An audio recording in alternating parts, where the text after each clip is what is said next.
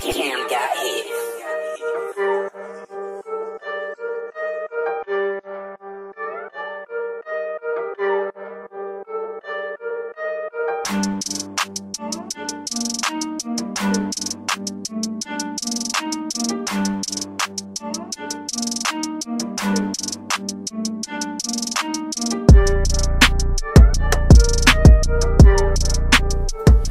What's going on, folks? This is CJ here. So it's been a while doing a movie review, and this time we're talking about the 2018 movie Bumblebee. So if you've been following our show for a while, you know, well, at least for me, I personally, when it comes to these Transformers movies up to this point, I've always viewed them as fun entertainment and stuff. Would I ever classify them as good? No. They've just been meh to bad. Most people sit there and say that the very first Transformers movie was good. I feel Bumblebee just outright makes the first Transformers film look horrible in comparison. And here's why. So one of the biggest things that I think people had dealt with beef with Michael Bay is the fact that whenever he's made these Transformers movies, it felt like they weren't Transformers movies in the sense of they put too much focus on the human aspect in the Transformers. And, as the series went on and stuff, they did some focus on the Transformers and stuff, but it was done in a way that you just didn't fucking care. Like when you had the first Transformers movie and stuff, it was this intrigue of, it's about a boy in his car, and then it just quickly devolved into quick shots of Megan Fox and how hot she is and all that stuff. And then the second movie was just a fucking muddled mess. Third movie was ridiculous and stuff, even though they tried to push the angle of the Autobots and what they were doing, and then it didn't really pan out the way it was supposed to and such. And then, fourth and fifth movie was just like, okay, whatever. So, with Bumblebee, it's a very back-to-basics approach and stuff. I guess a better way of explaining is kind of starting off here. So, Travis Knight is the director of this movie, and if you know about Travis Knight, he was pretty much an animator on a lot of kid stuff that we've seen, such as he did animation for Coraline, Paranorman, Box Trolls, Kubo and the Two Strings, and he also did animation for the PJs and stuff. If you're pretty much familiar with it, pretty much an established animator for the most part and stuff. And this is like his second directorial film and stuff, and like I said, Kubo and the Two Strings was really good, and he has this, and probably one of the best things that he's done with this film is basically took it a back to basics approach on this film in terms of the character designs for the Transformers and Decepticons, and even the story itself, because the big thing about this movie is that the movie does a good job of which a lot of people wanted out of the baby Transformers. Is kind of like, if you're going to put the humans in it, number one, make a very good story out of the human aspect of it, but two, tie it into the whole aspect of the Transformers in a way that it works. And I think when you have two characters, Haley Stanfield plays Charlie. She's kind of a teenage girl and stuff. And you have John Cena playing Jack Burns, who is the agent of Sector 7. So you have these two human characters who are kind of revolving around Bumblebee and the Autobot and Decepticon kind of conflict and such, and they do it in such a good way. With John Cena's character Jack, he's a person who, came upon Bumblebee fighting Blitzwing and stuff, and Bumblebee saves him. And he's kind of like in a very confused state of, okay, I don't know who these things are, but we need to find them and track them down and stuff. And it's done in such a way that it's not either here or there with his character. It's more like, all right, he's just trying to find out who these Transformers are, you know, and and by the end, he has a newfound respect for the Autobots. And to be honest with you, I kind of want to see more of this character and his relation and stuff like that. On Charlie's side, she's a teenage girl who is dealing with the death of her dad, and just you see how her relationship with her parent, or her mom, who's moved on to a new boyfriend, new boyfriend is trying to have a relationship with Charlie and then her brother, and everything seems to be going forward with them, but like she's still stuck on I miss my dad. And the film does just enough to where they don't linger on it, but you get the general idea. And when she befriends Bumblebee, that relationship, it works. I guess before I get kind of deep into that, going back to what I was saying before, back to basics approach and such. Travis Knight, if you've ever seen any behind the scenes interviews, you could tell with this movie he's very much a huge Transformers fan. Now, him being an animator and stuff, one of the biggest things I could tell that he was basically doing was he wanted to go back to basics and stuff. Because one of the biggest issues with the Bay Transformers in terms of the design aesthetics and stuff, it was a very busy design. If you remember the movies and stuff, the designs of them was very much just a lot of moving parts, and whenever they transform, it was just like, oh, hey, they try to make a big spectacle of it, but like when you really see the Transformers and all that stuff, it was a very busy design. And what he did was he streamlined these designs of it to where, number one, it looks very much like the 80s cartoon and even the comics and stuff in terms of design, very streamlined design. When you see Bumblebee or the Autobots or the Decepticons transform, you still see the vehicle aesthetics right there. You're not confused on, well, what kind of vehicle are they and all that stuff. You see the vehicle there. So when Bumblebee is a VW Bug, you see that in his robot design. There's no like, I wonder what kind of car he is. No, you see he's a Volkswagen Beetle, and it's very much kind of very old school design and such. Going back to it, this is not really much of a spoiler, but like even on the Cybertron stuff with the battle between the Autobots and Decepticons, again, the designs of them is very back to basics 80s Transformers. When you see Shockwave, you're like, oh my god, that's Shockwave. When you see Soundwave, oh my god, that Soundwave complete with Ravage and the cassette tape.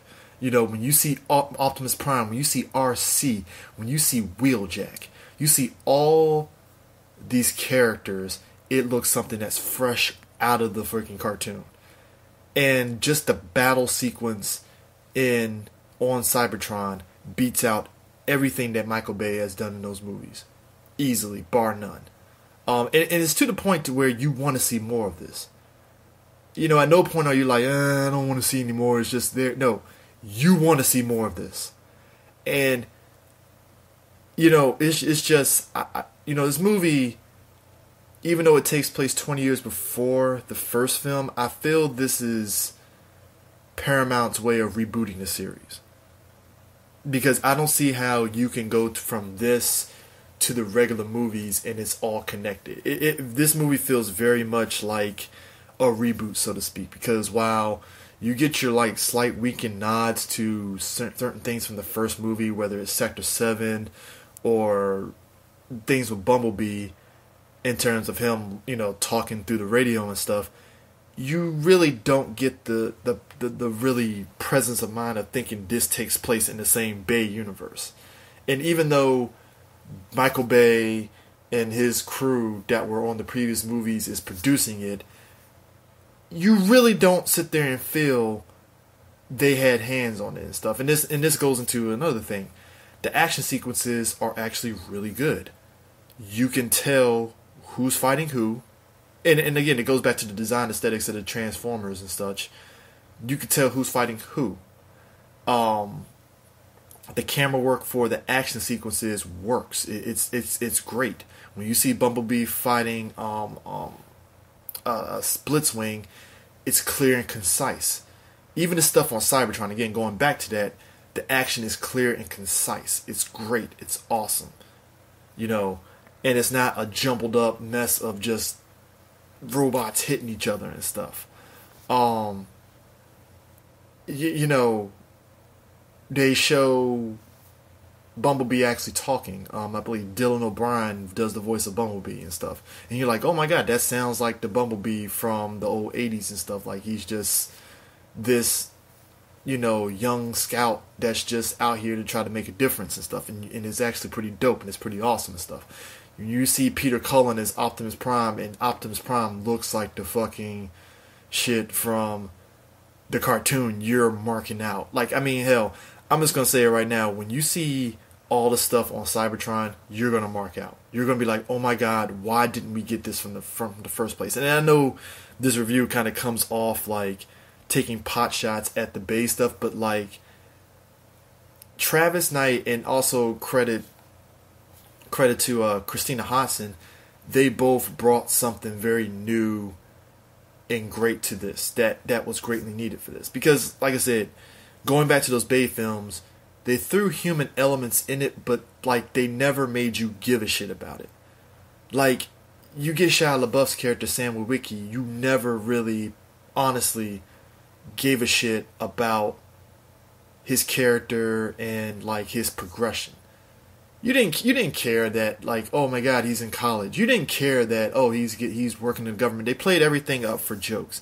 Even when you get to the Marky Mark ones and stuff, you never really cared for Marky Mark's character and his daughter, and that they tried to make you care, but they didn't really do a good job of selling you on the human element of those films. And I feel, and like I said, credit to Christina for how she wrote this film, you actually do give a shit about Charlie and what she's going through as a teenager, dealing with teenage problems and stuff. And, you know, her having this relationship with Mimo, that's her friend and stuff, the dude that she befriends and stuff, they do a good job of selling on their friendship because, you know, he likes her, and, you know, I'm pretty sure she sees it as a character and stuff, but, you know, he's nervous around her and stuff, and eventually they end up having a buddy friendship. And again, you care about that friendship. You know, you care about Charlie and Bumblebee and their relationship and how they're both learning from one another and stuff. And it just, the movie itself, it just works across the board. And I gotta say, this is something that I want to see more of. If they're gonna do Transformers movies going forward, I say keep Christina Hodson and Travis Knight on board and have them continue writing this, because they really did a phenomenal job on this stuff. You know, just a side note here, Angela Bassett plays one of the Decepticons, Shatter, and Justin Theroux plays Dropkick and stuff, and it's really good. Like I said again, like, they sell you on the Decepticons, and they actually put some, like,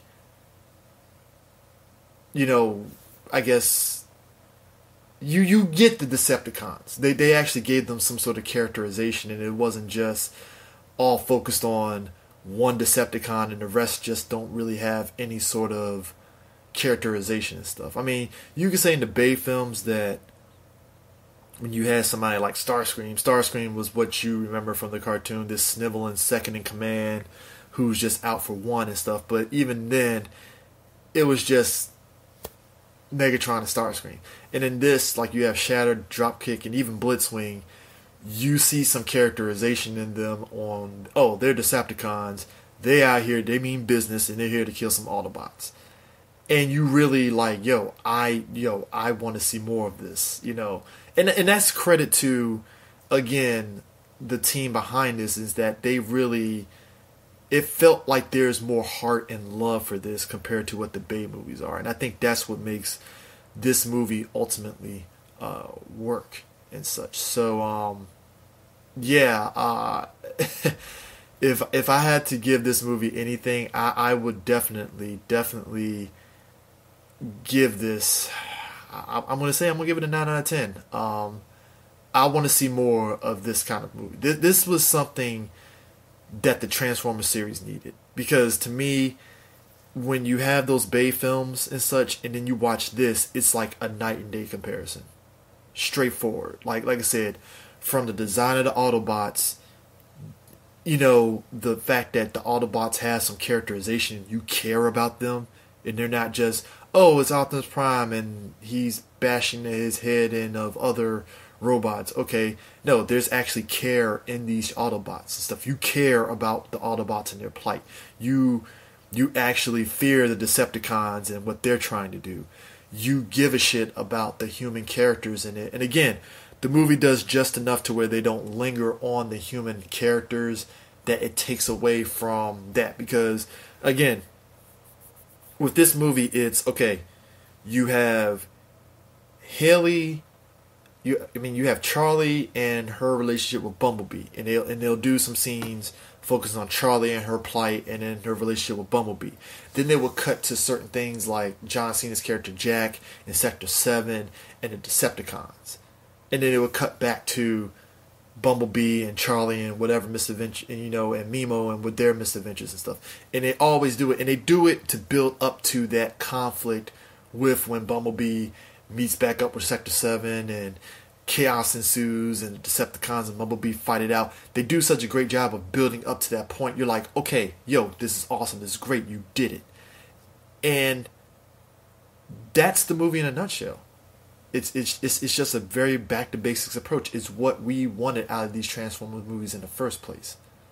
Just do a movie that has heart, that is actually competent, that actually delivers everything that you want out of what a Transformers movie could be, and that's what it does.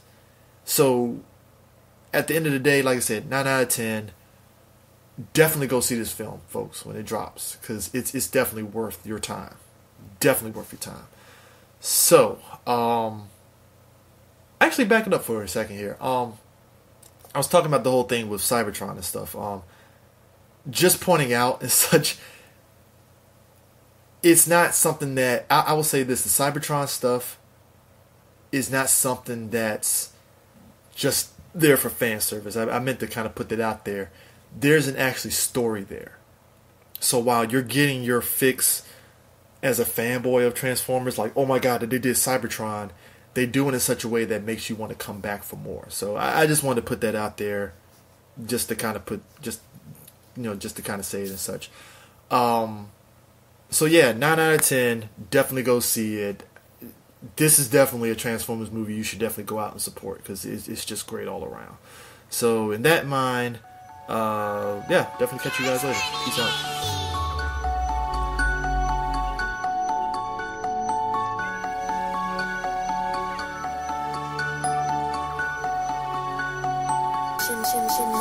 Narrow